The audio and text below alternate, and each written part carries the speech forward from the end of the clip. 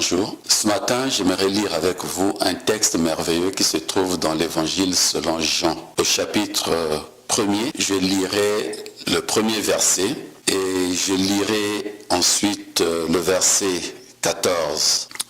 Au commencement était la parole, et la parole était avec Dieu, et la parole était Dieu.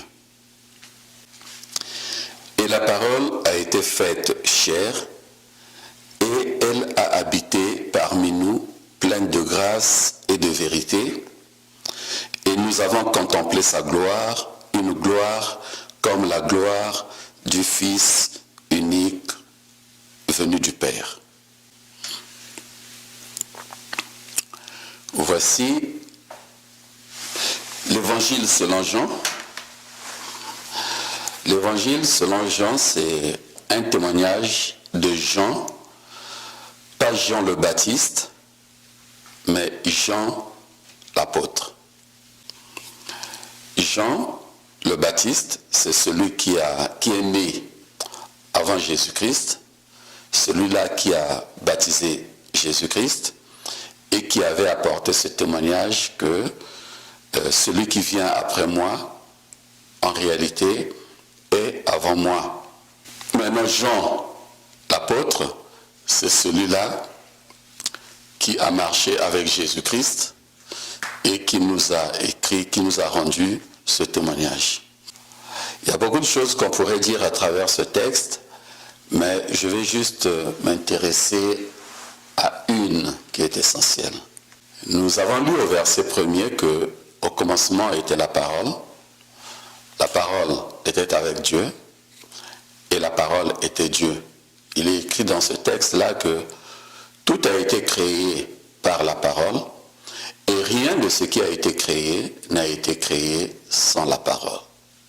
Je ne parle pas du malheur, je ne parle pas des souffrances, je ne parle pas du désordre, car toutes ces choses ont été générées par l'œuvre de Satan dans le monde. Mais Dieu a fait toutes choses parfaitement. Ça, nous le lisons dans le premier livre de la Bible, qui est la Genèse. C'est écrit dans les chapitres 1er et 2, où Dieu a créé toutes choses. Je vous exhorte à lire ce texte de Genèse chapitre 1 et chapitre 2, parce que ce texte donne plus de détails par rapport au premier verset que nous avons lu de Jean chapitre 1, verset 1. Quand il est écrit dans Jean 1, 1, au commencement était la parole était avec Dieu, la parole était Dieu, et tout a été créé par la parole, rien de ce qui a été créé n'a été créé sans la parole. Nous lisons le détail dans Genèse chapitre 1 et chapitre 2.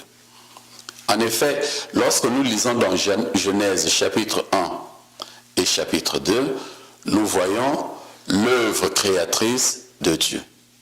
On nous dit, au commencement, Dieu créa le ciel et la terre. Et comment Dieu créa-t-il le ciel et la terre? Dans ces deux chapitres de Genèse, on nous explique que c'est par la parole que Dieu avait créé le ciel, la terre et tout ce qu'il renferme. Dieu disait certaines choses, il commandait des choses avec sa parole et les choses s'accomplissaient. Quand il disait par exemple qu'il y ait le soleil, alors le soleil apparaissait. Qu'il y ait la lune apparaissait. Qu'il y ait telle chose, cette chose apparaissait. C'est ainsi qu'il est dit dans Jean, chapitre 1, verset 1, que tout a été créé par la parole. Et rien de ce qui a été créé ne l'a été sans la parole. Donc, la parole est l'autorité. La parole est l'autorité créatrice. Maintenant donc, intéressons-nous à la parole. C'est quoi la parole? Dans le dictionnaire de Larousse, j'ai trouvé une définition qui est simplement littéraire. Il est écrit que la parole est une faculté de s'exprimer. Donc, une personne peut s'exprimer par la parole. La parole peut être verbale. personne parle, tel que vous m'entendez, vous entendez ma voix, mais ma voix n'est que le véhicule de ma parole. Parce que cette parole, je peux l'exprimer autrement. Je peux l'exprimer par écrit. Donc, ça devient une parole écrite. Cette parole, je peux la chanter. Donc, cette parole peut être chantée. Et justement, dans l'histoire de la Bible, nous voyons qu'au commencement, Dieu avait parlé. La Genèse, chapitre 1 et chapitre 2, le verbe qu'on utilise, c'est Dieu dit. De nos jours, quand quelqu'un dit, c'est comme si on entend la voix. La première fois, Dieu parla à Abraham.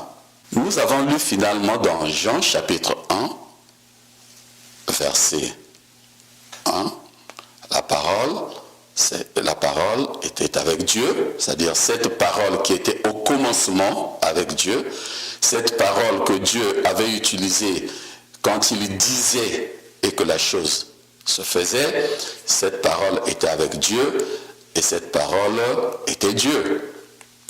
Mais au verset 14, il est dit, et cette parole s'est faite chair. Voilà. Donc là, la parole prend une autre forme. Jean poursuit en disant, la parole s'est faite chair et elle a habité parmi nous. Nous, c'est qui? Les hommes. Cette parole était pleine de grâce et d'amour, pleine de grâce et de bonté, pleine de grâce et de vérité. Et on va se demander maintenant, qui était cette parole qui s'est faite chair? C'est-à-dire, la parole est devenue humaine. Elle a pris une forme humaine. Parce qu'elle s'est faite chair et elle a habité parmi les humains. Ça veut dire que cette parole est devenue et a pris la forme humaine. En qui cette parole a-t-elle pris la forme humaine? C'est là où Jean, alors, va rendre un témoignage. Jean le Baptiste va dire, cet homme, c'est celui dont je vous avais parlé quand j'avais dit, il venait après moi une personne qui est avant moi. Mais il m'avait été dit que la personne sur qui tu verras le Saint-Esprit descendre dans la forme d'une colombe, il s'agit de celle-là. C'est donc celui-là. Et Jean-Baptiste rend le témoignage que la personne sur qui le Saint-Esprit est descendu dans la forme d'une colombe, c'était Jésus. Et donc, lorsqu'on fait la relation, on se dira, la parole s'est faite chair en la personne de Jésus-Christ. Justement, la parole s'est faite chair en la personne de Jésus-Christ. Jésus-Christ porte ce nom d'Emmanuel, qui veut aussi dire Dieu parmi nous. Donc, la parole était Dieu, la parole s'est faite chair en la personne de Jésus, et puis on dit son nom c'est Dieu parmi nous. Et Jean a dit au verset 14 qu'en effet, il a habité parmi nous. Donc Dieu est venu habiter parmi nous dans la personne de Jésus-Christ. Et Jésus-Christ lui-même a dit, moi, je suis sorti de mon Père. Donc, il est la parole de Dieu qui est sortie de son Père, c'est-à-dire de Dieu lui-même, pour prendre la forme d'un homme. Et puis quoi? Jésus a dit qu'il devrait repartir auprès de son Père. Justement, il est reparti auprès de son Père. Qui sait, peut-être cette parole sortira à nouveau, mais la vérité est que Jésus-Christ revient, et il revient bientôt. Donc voici pour l'essentiel ce que j'avais à dire à travers ce passage merveilleux qui nous révèle vraiment la divinité de notre Seigneur Jésus-Christ et qui montre la sagesse de Dieu vraiment dans la révélation qu'il fait de sa propre personne auprès des hommes. Parce que Jésus a dit, nul n'a connu Dieu, sinon celui à qui Jésus l'a fait connaître. C'est Jésus-Christ en réalité qui a fait connaître Dieu aux hommes. C'est pourquoi il écrit, et plutôt il dit, celui qui m'a vu a vu le Père.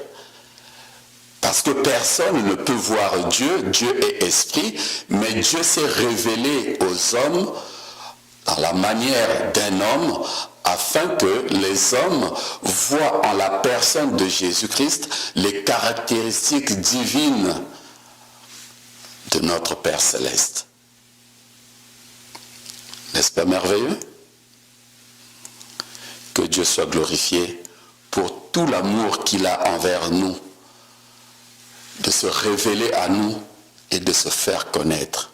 Et je dis encore, grâce lui soit rendue de ce qu'il nous a envoyé le Saint-Esprit dont Jésus a dit, quand il viendra en vous, il ne parlera pas du tout de lui-même, mais il parlera de moi. C'est-à-dire, le Saint-Esprit en nous révèle de plus en plus la magnificence et les merveilles de notre Seigneur Jésus-Christ.